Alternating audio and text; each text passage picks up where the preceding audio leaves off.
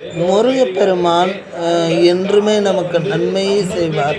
கடவுள் மேல் நம்பிக்கை இல்லாதவர்கள் என்றுமே வாழ முடியாது. நாத்திகவாதிகளுக்கு எதிராக பல வீடியோக்களை போட்டு வருகிறேன். அதை போடுவதில் எனக்கு மகிழ்ச்சியும் கூடத்தான். எதிர்ப்புகள் இருந்தால்தான் வாழ்க்கை இனிமையாக இருக்கும். அந்த இனிமை எனக்கும் வேண்டும். எதிர்ப்பு கொடுங்கள், அதை நான் மனமாற ஏற்றுக்கொள்கிறேன்.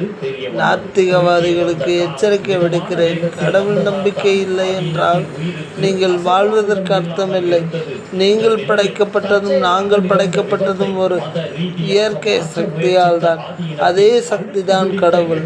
என்றுமே இதை மட்டும் மறவாதீர்கள்.